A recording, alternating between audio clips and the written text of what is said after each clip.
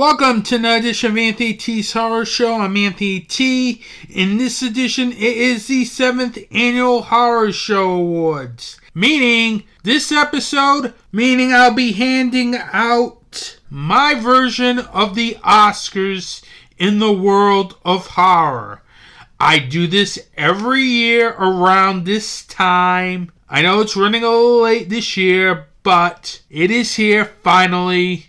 The 7th Annual Horror Show Awards. Then in What's Anthony T Watching, I will go into 2020 for Rewind with a film that I was supposed to review back before I took an unexpected break, but I recorded the review right before the unexpected break. And yes, this film decided to ride the Cocaine Bear train in terms of trying to cash off on Cocaine Bear's success. That's right, another indie horror film trying to cash off on the success of a studio film. What's new? I'll have that, and I'll look forward to the third and final part of the year-end review.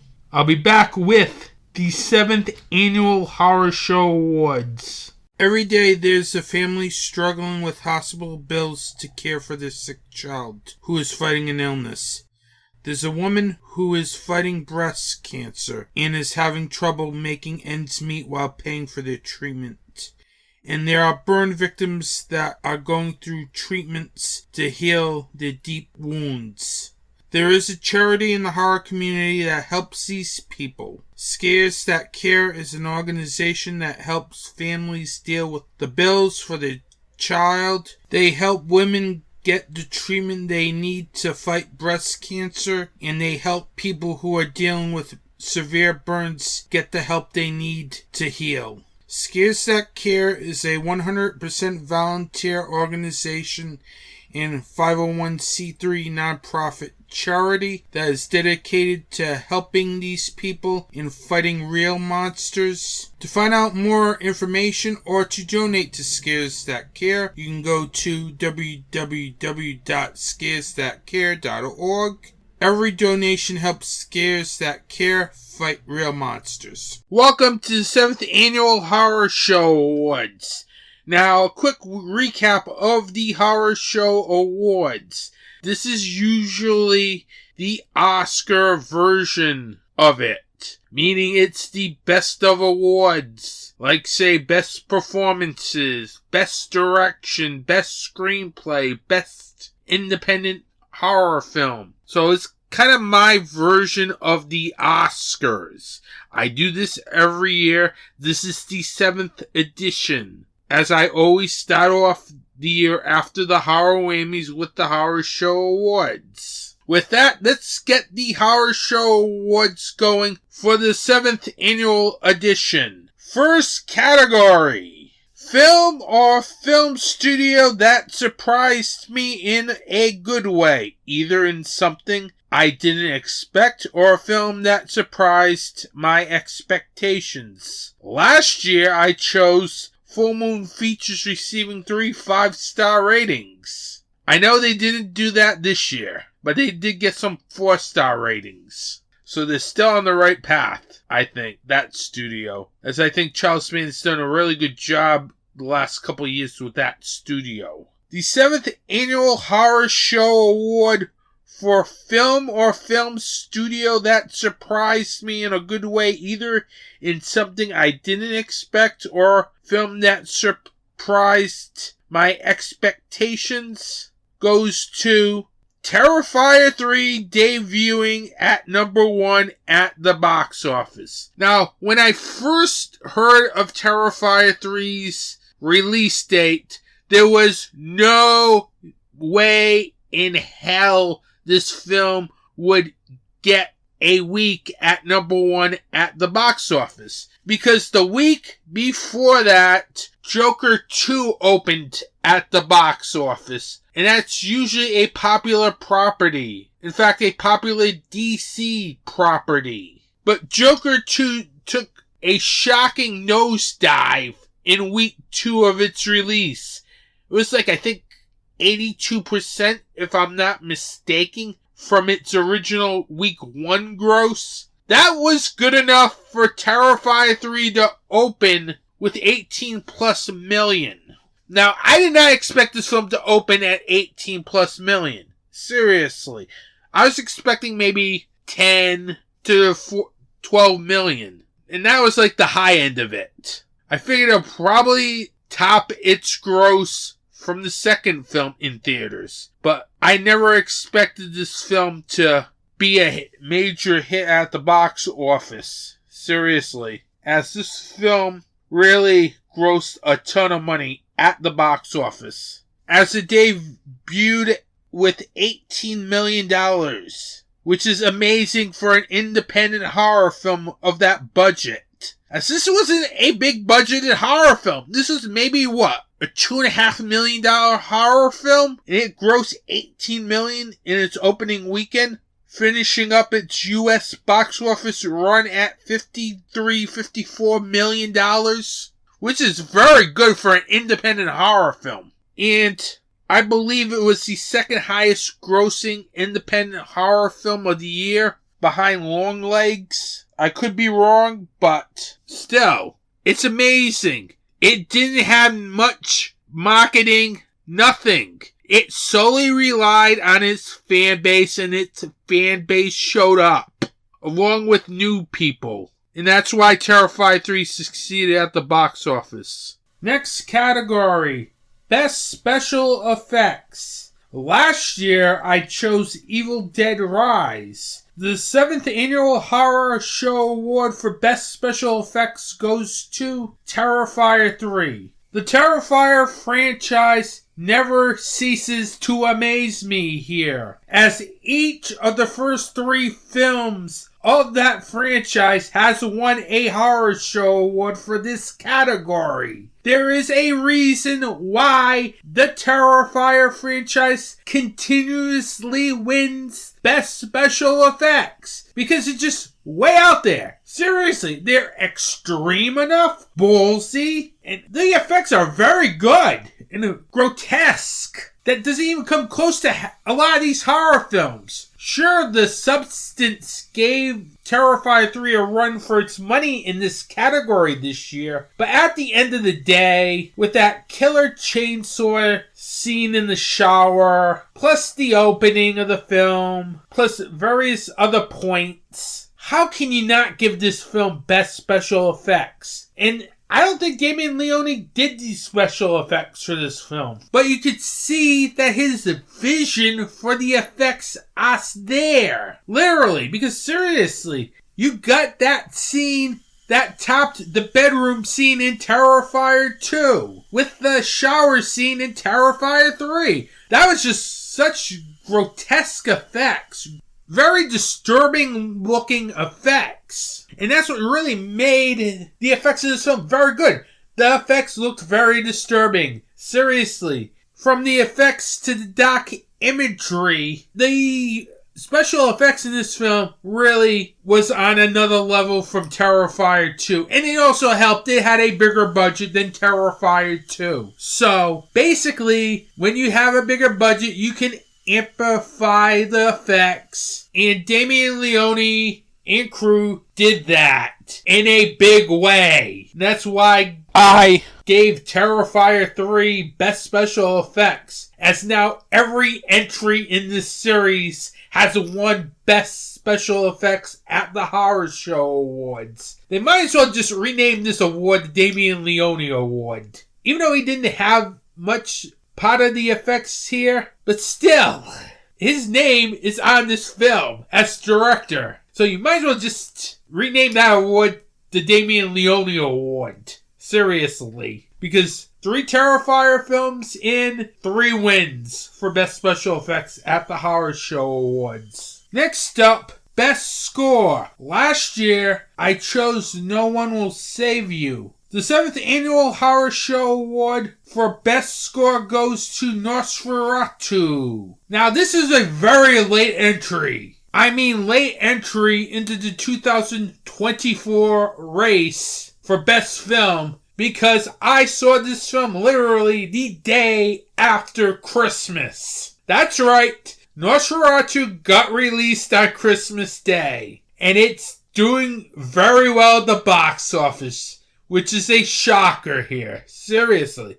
I'm quite surprised that this film is doing well. Literally, I thought people would be turned off by this film given the fact a horror film on Christmas Day is not what you would consider a tentpole horror film. But Nosferatu is, and it's doing very well, to my surprise. And I was surprised there was kind of a packed audience for this film, too. Literally. I guess the word counter-programming comes to mind because sometimes Hollywood likes to do this when they have like big family films or big action films coming out. They'll counter-program it with another genre of film. I believe we had Sonic 3, Mustafa the Lion King out around Christmas. So you needed something to counter-program that. And Nosferatu was the film. And I literally thought it would fail. Seriously, given the fact that no one wants to see a gothic vampire film on Christmas Day or around Christmas. But they are seeing this. Surprisingly. And I'm happy for it because it's a great film, everyone. And the score to this film is great. And it is the essential part to why this film succeeds. I like how the score is very gothic. It has this tone that you have this score where everything is so dark and very dreary. And it's a credit to the composer of this film, as he does a great job making sure that the score of this film is kind of a character and is like the backdrop to what is going on in this film, as it does stand out alongside the great performances in this film. And that is why I chose Nosferatu for Best Score. Next up, Best Costume. Last year I chose Evil Dead Rise. The 7th Annual Horror Show Award for Best Costume goes to Nosferatu again. That is 2 for Nosferatu here. I like the fact that the costumes really did a great job fitting the time period of the film, as this is a period piece film besides a gothic horror film, everyone. So you need costumes to fit that time period. And I really thought that was also one of its huge pluses in this film, as I thought the designs of the costumes in this film were very good. It fits the time period very well, and it blends in with the gothicness of this film. And that is why I chose Nosferatu for Best Costume. Next up, Best Makeup. Last year I chose Evil Dead Rise. The 7th Annual Horror Show Award for Best Makeup goes to, you guessed it again, Nosferatu, everyone. That is 3 for Nosferatu, as it's time to rack up Horror Show Awards here, everyone. One of the reasons why I liked the makeup was I really loved the fact that every character looked different. The look of the creature was very good as well. I like how the makeup was applied to the creature of the Bill Skarsgård character in the film, as it had a frightening look to it. I also like the fact that the way each of the main actors looked as well in matching their costumes and everything, as it, again, fitting that time period in which this film takes place at. You have to also make sure that the look of the characters also fit the time period as well. And this film does a great job at that as well. And it's another one of its major pluses in this film, as I can't think of any minor gripes I have with this film. And I should have done a video review of it, but it was just too excellent. I could not do a video review, seriously. But then again, that's why I chose Nosferatu for Best Makeup. Moving on, Best Cinematography. Last year, I chose Infinity Pool. Yeah, we're going to continue with Nosferatu here, as the 7th Annual Horror Show Award for Best Cinematography goes to Nosferatu. When thinking about who I should choose for Best Cinematography, this was a no-brainer after I walked out of the theater, as I really loved the way Nosferatu looked. It had that creepy look. It had that gothic look. It had that look that you want to see in a vampire film. This film felt old school in the way this film looked, and that I loved a lot. It's a credit to the cinematographer for this film, because for this film you need to probably do this old school. Seriously.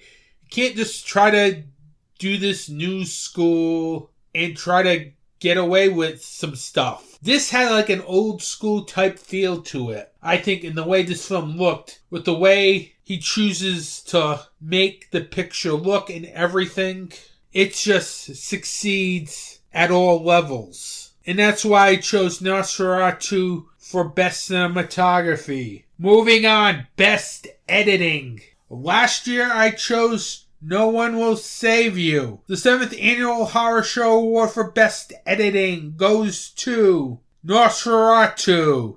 Yes, again, Nosferatu. That is right now 5 for Nosferatu in this year's Horror Show Awards. The editing in this film is great. When I mean great, this movie moves at a very good pace.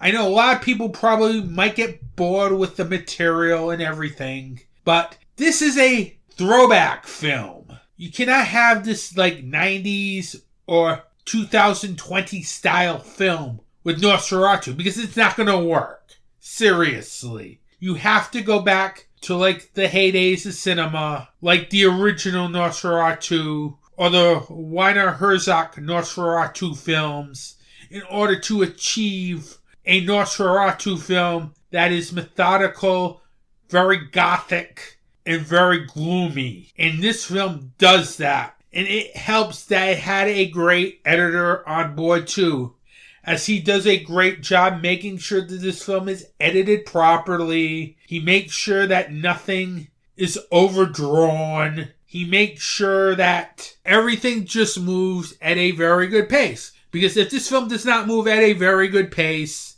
you may be there sitting bored, but there's none of that in this film, as this was just phenomenal. Literally, I really think this was a great film. And this is like the next to last film I saw in 2024, which is amazing. Seriously, that's already up to 5 Horror Show Awards. Moving on to Best Documentary. Last year I had Hollywood Dreams and Nightmares, the Robert Englund story.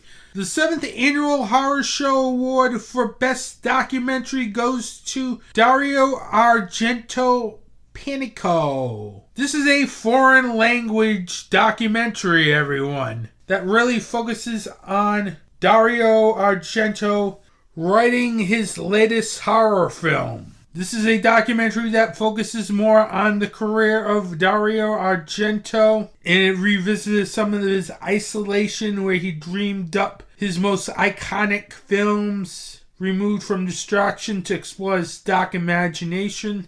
As I'm taking some of this off of IMDb.com to give you an example of what this film's about. This is by the same director who directed Fake for Fulci. And this features interviews from Argento, his family, Lamberto Bava, Michele Solovini, and others that were inspired by him or who've made films alongside him. This was a very good documentary, and it's a very good look at one of the masters of horror, as this was, I thought, an entertaining and thought-provoking look into the mind of one of the most demented minds in horror ever, in Dario Argento, who, if you don't know who Dario Argento is, he's directed such classic horror films as Suspiria, Deep Red, Tenebrae, and others. So, his films are definitely worth checking out. Seriously. As I really think most of his films from the 70s and 80s were some of the best Italian horror films ever made. Literally. In an era where you got tons of Italian horror films that really skewed more towards the B-movie side of things. Argento's films, for the most part, during the 70s and 80s, when Argento was in his prime, were more serious and more entertaining. And that's why I chose Dario Argento's Panico for Best Documentary. Next up, Best Foreign Horror Film. Now, I had to tweak this year due to the fact that this award is going to a documentary. And I think you know what documentary it is. Because technically it's a foreign language film. Because all the interviews in this film were done in Italian. So technically, I had no choice but to put this film in this category, as it qualified it as it's a foreign language film. Last year, I chose Talk to Me, the Australian horror film. The 7th Annual Horror Show Award for Best Foreign Horror Film goes to the documentary Dario Argento's Panico. And again, I really liked this documentary a lot. And it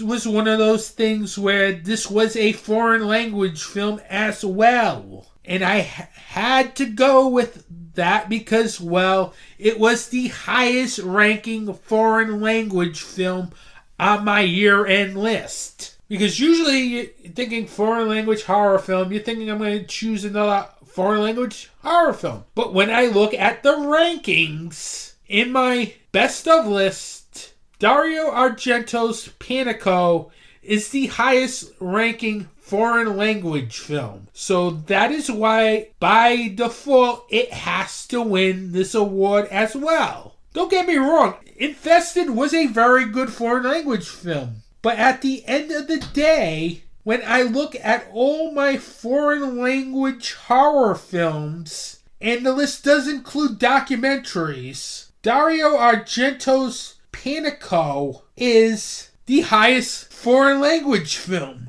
Plus, it's a very good documentary as well. Literally. So, I know it's controversial here, but when you have the category foreign language horror film and your top one is a documentary, it has to get the award. I'm sorry. I know you're probably expecting something else. Seriously. This is why I kind of bundled everything together in the beginning of this year's Horror Show Awards. All the minor categories. It'd be a lot easier. Plus, I can explain why I went with this selection in case of this one here, because, well, it is the highest foreign language horror film. And it's a documentary. I know. I'm sorry, but that's the rules. Seriously. And that's why Dario Argento's Panico wins Best Foreign Horror Film.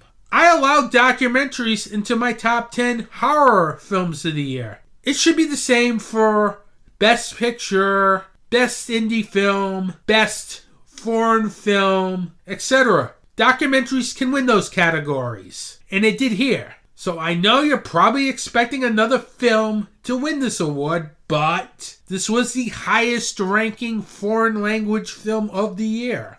And I really think it is the best foreign language horror film of the year. Even though it's a documentary on a horror director, it is the best, so that's why I chose it for Best Foreign Horror Movie. I'm going to take a break. Then we are going to get to the big awards. Best Screenplay, Best Actor, Best Actress, Best Independent Film, and more in the 7th Annual Horror Show Awards. After this.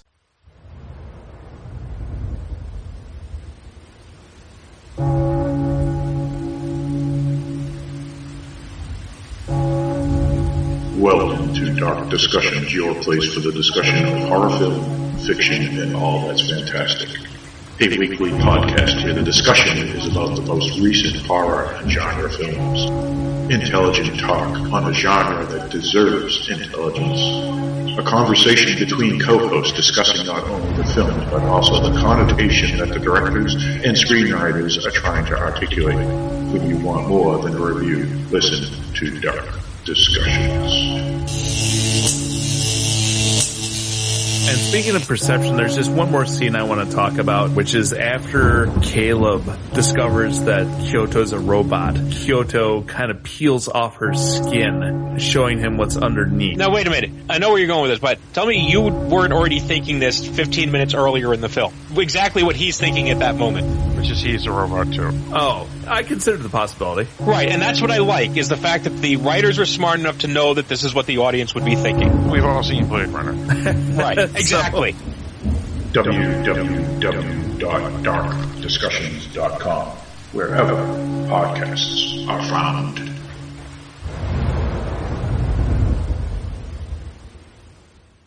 Welcome back to the 7th Annual Horror Show Awards. We have at least 8 more categories to go here. And these are the big ones, everyone. Next up, Best Screenplay. Last year, I chose No One Will Save You. The 7th Annual Horror Show Award for Best Screenplay goes to The Substance. This is a screenplay that got nominated for an Oscar too, everyone. How weird is that? Seriously, a horror film getting nominated for an Oscar.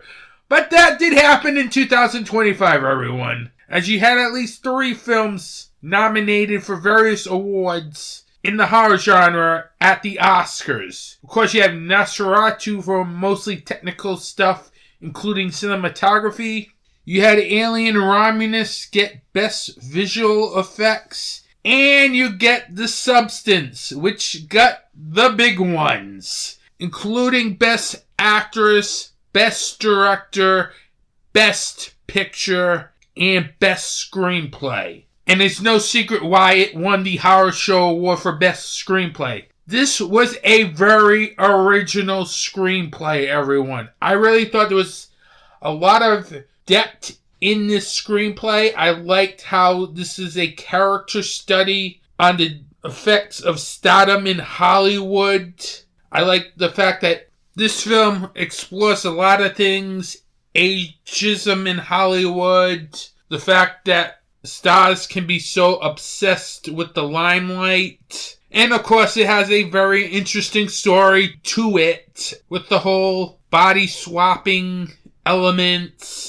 And its really grotesque ending, which really was very creative and probably one of the most creative endings of the year. As this really gave Terrifier 3 a run for its money on most creative death scene in 2024. Seriously. With its ending. If it wasn't for the fact that Terrifier 3 always has that big creative kill scene that outshines everyone. Because let's face it, all the Terrifier films have had that creative death scene that put it over the top in the special effects and makeup categories. This film would probably get those 2 awards. But well, it didn't because, well, a Terrifier film was released this year. Usually, that franchise always seems to covet those awards. But this film came close to the Special Effects Awards. But anyway, back to the award at hand. The screenplay was just great. I thought the screenplay really did its job. It kept me interested in the story. And it really provided grotesque moments that would make this film for sure become a cult classic years from now. Seriously. I'll guarantee it will be a cult classic, by far. As I really do think this film has a shelf life. Seriously. Because of the outrageous ending and the way the screenplay was so original. And that's why I chose The Substance as Best Original Screenplay. Next up, Best Supporting Actress. Last year, I chose Cleopatra Coleman for Infinity Pool. That was another weird film, everyone. If we're talking about strange, weird films, that was another weird film. And yes, this award is also another weird film, everyone. The 7th Annual Horror Show Award for Best Supporting Actress goes to Margaret Qualley for The Substance. Yet another award for that film. Seriously. She was robbed of a Best Supporting Actress nomination. Seriously. She really does a great job with her performance in this film. There was no question to who I was going to give that award to after seeing The Substance. Because I was thinking of a couple names, and after I saw The Substance, forget about it. She really does a great job keeping par with Demi Moore's performance in this film. At times she steals the film as well. I like how she portrays this character as this young version of Demi Moore's character who is basically trying to take control of her life. She does a great job making sure her character is interesting.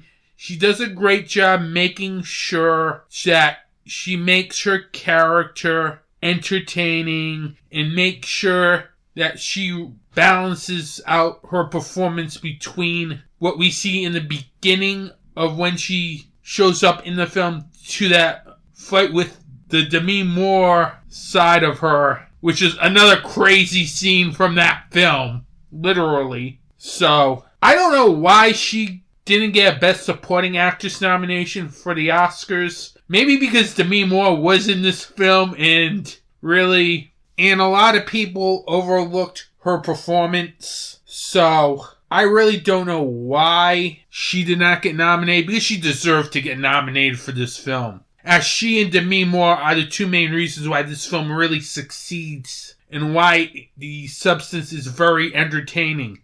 It's those two sides of that one character that really drives this film home, along with its screenplay. And that's why I gave Margaret Qualley Best Supporting Actress for The Substance. Moving on. Best Supporting Actor. Last year I had Nicolas Cage for Renfield.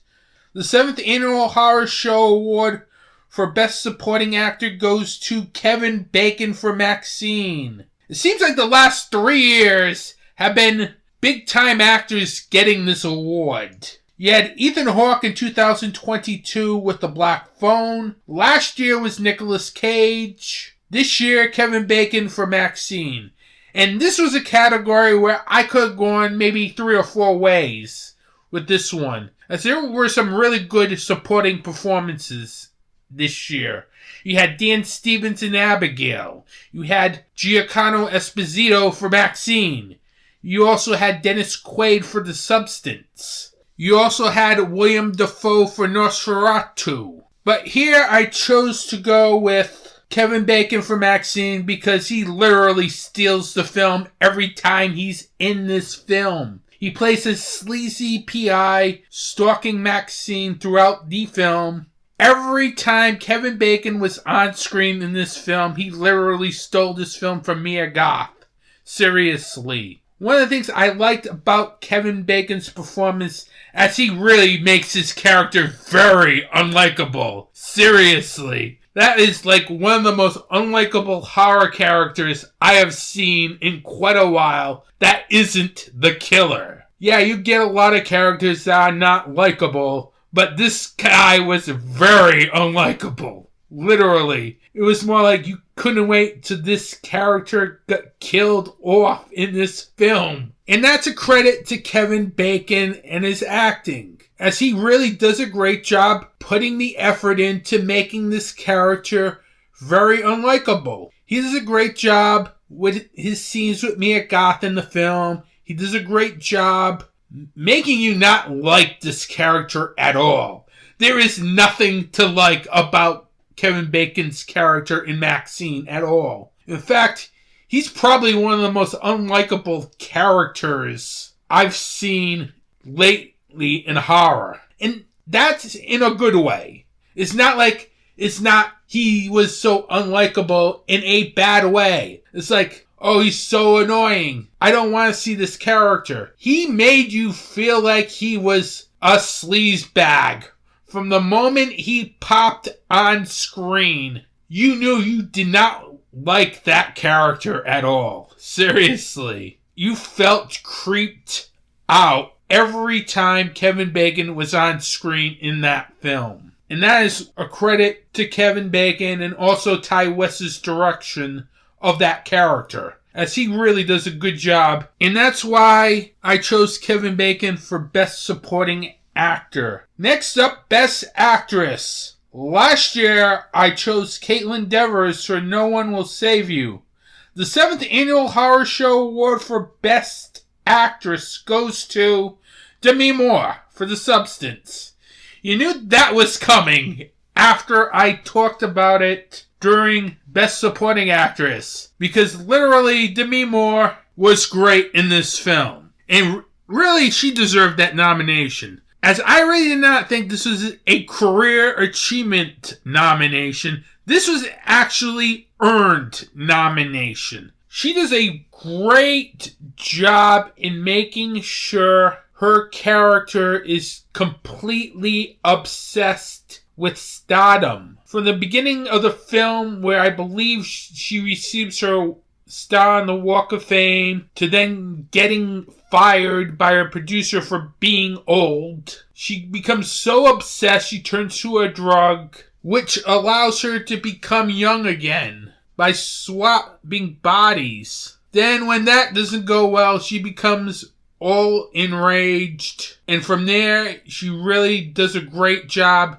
handling the dramatic aspects of this character, as we see this character spiral into madness. And this is probably my favorite Demi Moore role, as she's been around for like forever. She's done a lot of films in the 90s, but I really think The Substance is probably one of her best performances in her career, and it definitely was one of those performances where I thought was the best horror performance of 2024 by an actress. And I'm happy the Academy Awards acknowledged that performance, because it's just a performance that you would see in any type of drama or art house film. That's why I gave Demi Moore Best Actress for the 7th Annual Horror Show Awards. We got 4 more to go. Moving on to Best Actor. Last year I chose Alexander Skarsgård for Infinity Pool.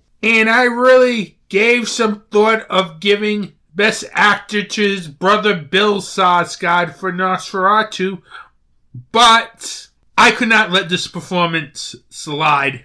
Seriously, it's that I thought was better than Bill Skarsgård's performance. The 7th Annual Horror Show Award for Best Actor goes to David Dastmalchian for Late Night with the Devil. One of the things that I really loved about Dastmalchian's performance is that he really does a great job carrying this film on his back. This was one of those films where you needed the lead performance to be excellent here. Because, first of all, this is kind of a fake documentary about a late night talk show going horribly wrong, as we're entering into the found footage area here. So you really need the performances to be very good. And one of the benefits was it was more of a documentary style than anything, which I liked. And Dastmalchian really does a great job really making sure his character starts off in the beginning as this great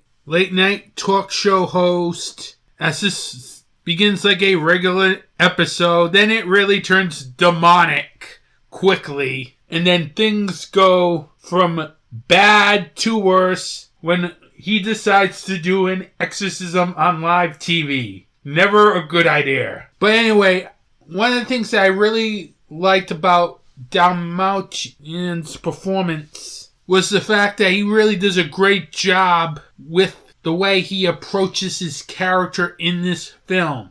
You get to see this character slowly descend into madness. And what I liked about David performance here was he starts off as a very cool character. You actually like this fake show you're watching. He does a great job with the way he plays this late night talk show host.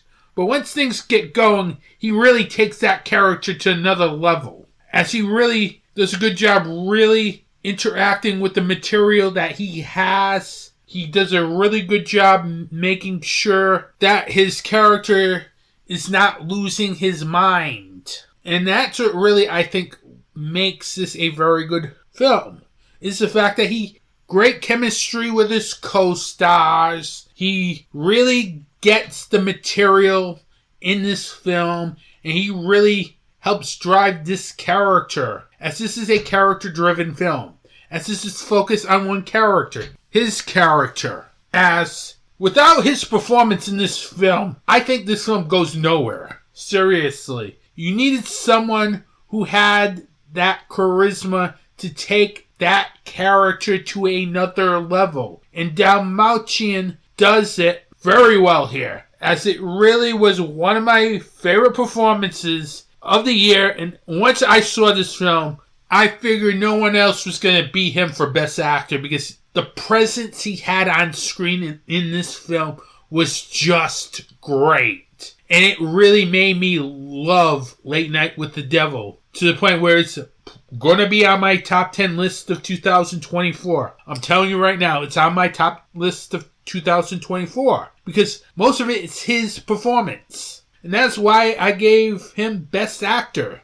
We've got 2 more awards and a teaser to go here on the 7th Annual Horror Show Awards. We're getting there. Best Director. Last year, I gave Best Director to Lee Cronin for Evil Dead Rise. The 7th Annual Horror Show Award for Best Director goes to Robert Eggers for Nosferatu. This was just a masterpiece of a film. Even though it didn't get Best Screenplay or any of the major awards, the overall body of the film, I really thought the best directing job this year was from Robert Eggers, as he really made a great vampire film. Now, if you don't know me, what I like in my vampire films, I like my vampire films to have some bite to it. Meaning blood, eroticism, gothic tone, really good cinematography. This checked all the boxes for a great vampire film. And a lot of it has to do with Robert Eggers' direction. He does a great job directing his cast here. He makes sure he gets chemistry from everyone, as the performances here were very good. As there were a lot of runner-ups for some of the acting awards. Best Actor, Best Actress, Best Supporting Actor. You could probably give to Nosferatu, but they all were runner-ups or in the conversation. But Robert Eggers' direction was just great here. He captures the time period in which the Nosferatu takes place in. He also does a very good job in the way he makes sure that this film moves at a very good pace. It's easy for a film like this to be slowed down. Seriously, you could slow this film down easily, but everything didn't feel slow. And that's a credit to the direction. A lot of it is. Because Eggers really is just a great director. I really think after this film, he should be considered one of the masters of horror. With films like The Witch, The Northman, and now Nosferatu. This guy can do it all. Seriously. And he just has done, 4 or 5 films?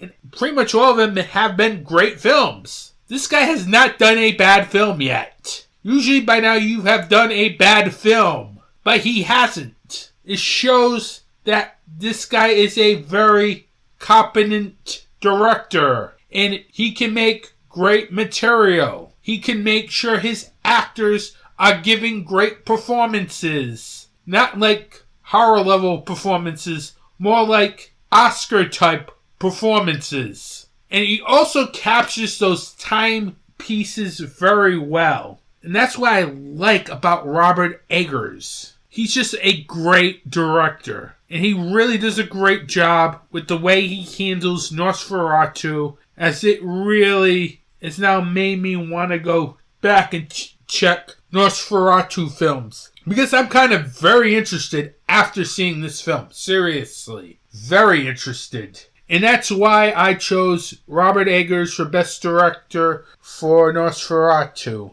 Next up, Best Independent Horror Film. Last year, I chose Talk to Me. The 7th Annual Horror Show Award for Best Independent Horror Film goes to Late Night with the Devil. Now, you people are wondering why The Substance did not get this award. Because The Substance was made by Universal Pictures. Then they sold the rights to Mubi. So I had to think about it. And technically, it's a studio film at the end of the day. Because if Universal Pictures' name is on it, it's a studio film. No ifs, ands, or buts. It's a studio film. So that's why I could not choose The Substance for this category. Because if I could, I would. Seriously. Because it's that great of a film. But anyway, I went with Late Night with the Devil. Because that film was just great from start to finish. I liked the fact that this film really felt like this fake documentary film throughout the film. Because literally going in, I thought it was going to be this fake broadcast. But little did I know, when I started watching the film, this was going to be a fake documentary. I like how the way the film blends in all the 70s aesthetics to the way everyone looked in the film, to the way the sets looked, to the way they shot the behind-the-scenes footage of the commercial breaks, with the main character and his producer, as it had a black and white feel to it. I like the fact that the directors here really chose to go that route, because literally it made it a very good film. Instead of having this straight color film, you get to tell which is the broadcast, which is the behind the scenes. It adds a little grittiness to it. And literally, it really felt like a 70s late night TV talk show. And I like the fact that the filmmakers went for that in this film. Plus, it also has an insane third act that ends so shockingly. That's why I chose Late Night with the Devil for Best Independent Horror Film. And it's also the second year in a row an Australian film has won Best Independent Horror Film, as this was kind of a co-production with the US and United Arab Emirates, as Talk to Me was pretty much an Australian horror film. So, it's kind of weird that the last 2 years, the best independent horror film have come from Australia. Really. It's just weird. Or I've had ties to Australia. So, congratulations to Late Night with the Devil for Best Independent Horror Film. And yes, I have one more award in the 7th Annual Horror Show Awards. Best Horror Film. Now, I can't reveal it right now, because I will reveal it next episode. But I can tell you that Evil Dead Rise last year won Best Horror Film. So, with that wraps up the 7th Annual Horror Show Awards. Here's a quick recap. Nosferatu led the way with 6 wins. The Substance came in second with 3 wins. Late Night with the Devil and Terrifier 3 and Dario Argento's Panico each had 2 wins. And Maxine had 1. That's it for this year's Horror Show Awards, the 7th Annual Horror Show Awards. Next up, I will have a review of a film in 2024 Rewind. It's one of the craziest titles of the year, and it kind of rode the Cocaine Bear trend. That's the hint.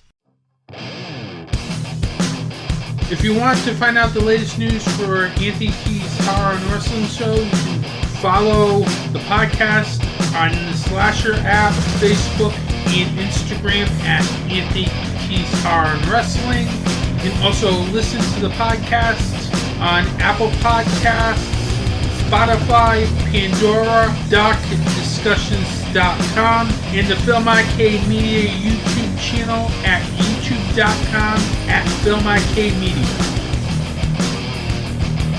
Welcome back. This is 2024 Rewind. And I originally had a film that I reviewed for a November episode, as I have a couple of things that I have recorded that I was going to air for a November episode, but I never had a November episode because due to an episode malfunctioning, due to bad post-production, sometimes I make mistakes on post-production. It just happens. It got to the point where I just scrapped the episode entirely, but I did not want to get rid of these segments because, well, I already recorded them, plus they both need to be aired anyway. You're getting the first of the two segments that I recorded for the aborted November episode, which was going to be my Rhode Island Comic Con review of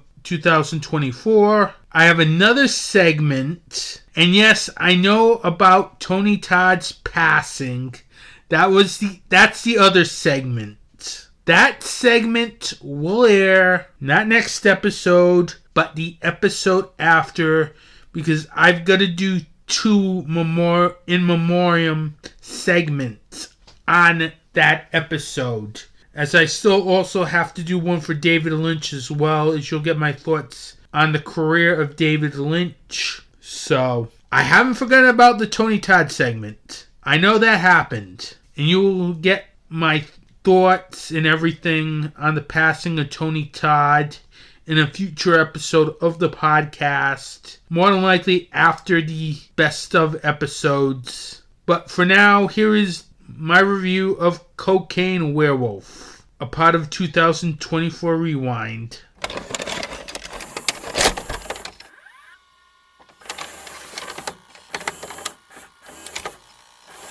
What's Anthony T watching this episode? Well, yes, yours truly has found a film that capitalizes on the cocaine bear hysteria from last year. That's right. I found a B movie called Cocaine Werewolf. That's right. There's a film called Cocaine Werewolf out there.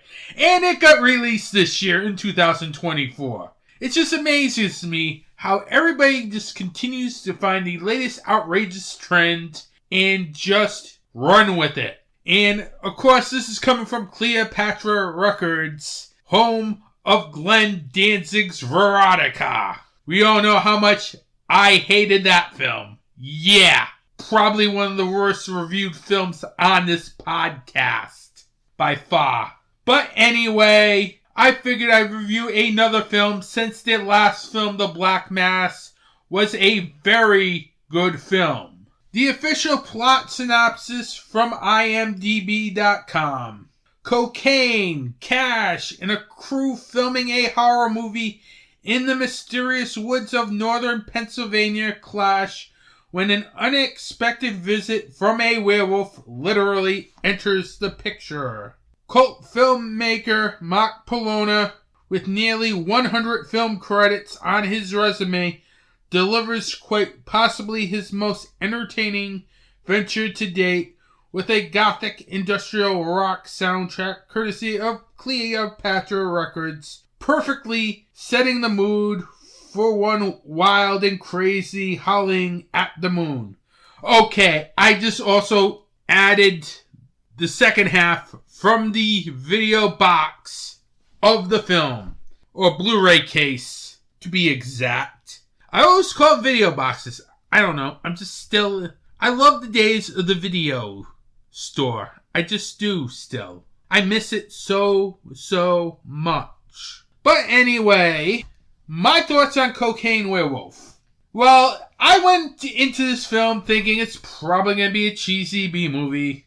And yes, it was a cheesy B-movie, everyone. With a film being titled Cocaine Werewolf, you would expect this to be a film that is a B-movie, and of course live up to all the expectations of this film being a cheesy movie with the story and the B-movie feel to it. Now, this is what I think of it. I didn't think that this film would have any time to have a serious tone to it. Seriously. I was expecting a very stupid film. And for the most part, it was a stupid film. Because you had one subplot where literally it was a stupid B-movie. What you expect in one of these cheesy B-movies with the whole film crew and everything in that film, providing a few laughs here and there. But I kind of like the serious tone to this film. With this drug dealer who turns into a werewolf anytime he snorts cocaine. And the struggles that he just literally is starting to go through when he starts to find out that he's transforming into this werewolf every time he tries to get high on cocaine. I like that part, and the whole sheriff trying to hunt down the werewolf part. That's also was very good too. I liked how it had a serious tone to it. It didn't feel stupid. I like that this film did not have an all-out stupid feel to it. It allowed the film to have some breather when you get to the comedic parts of it. With that said, it's still not a great film, literally. It felt like a cheesy B-movie, which was the film that it was supposed to be. The film has some good kill scenes, but I thought the gore was really bad in this film. It was very cheesy and cheap with all the CGI in most of it used in this film. I don't like that stuff. I'm more of a practical effects person when it comes to the gore. So the gore was not good in this film. But then again, this is supposed to be a cheesy B-movie. So why am I liking this film? It kept my attention throughout. Literally. Plus, I think the director does a good job, Mark Polona, in focusing and getting the performances they need from each of his actors, whether it's the serious characters in the film or the people who are just there for comedic relief. He gets it.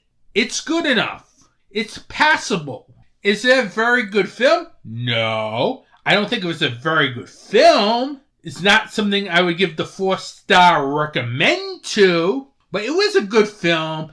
It had some good funny moments. It had the old school B-movie feel to it, which I liked, but it just had a couple of negatives. The CGI gore, I don't like it all. I don't like that stuff in my horror. I want practical gore effects. I'm sorry, but I'm old school here, and this film looked like it was done very cheaply. Nonetheless, literally, probably one of those micro-budget films that probably was shot for under $10,000 or something. Because literally, look at the gore in this film. It's just so cheesy. It just really took away some of it for me, literally. But the screenplay, I thought, did a good job enough keeping my interest with the whole cocaine drug dealer and the sheriff. And the humor wasn't that bad. It was timed very well. It wasn't great, but still good enough where you got that cheesy B-movie feel to it. So literally, I pretty much got what I wanted in this film, a cheesy B-movie. It's nothing special here, because literally, Cocaine Werewolf is not one of those films where you're going to say it's a great film, because it's not a great film. It's a good, passable film. And usually when I rate films, good, passable films get 3 stars. And that's why I'm giving Cocaine Werewolf here 3 stars. As this is the middle of the road for a Cleopatra Records release. As Cocaine Werewolf is not a bad film compared to some of the other indie horror films which I had to suffer through so far this year. As Cocaine Werewolf officially gets 3 stars. That wraps up another edition of Anthony T's Horror Show. Next episode will be the Best of 2024 episode, where I'll be joined by Brandon and Dave from PVD Horror Podcast, as we'll talk about our favorite films from 2024. Then the episode after that, I will be getting into a lot of news items I've missed since I've been so busy with these year-end episodes. Plus the fact that yours truly will talk about the passings of Tony Todd and David Lynch in that episode. So that's the next 2 episodes on the podcast.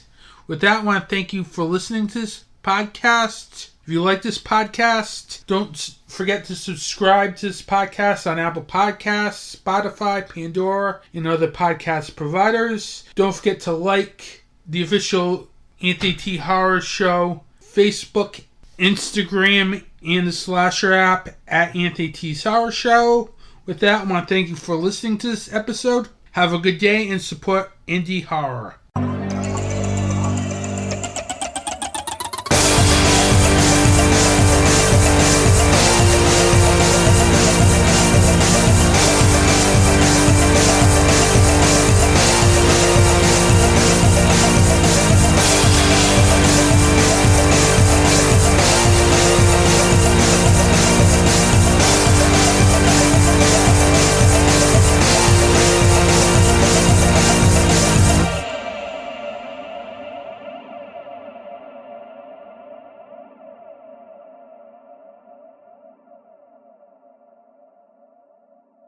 This has been a Film Arcade Media production.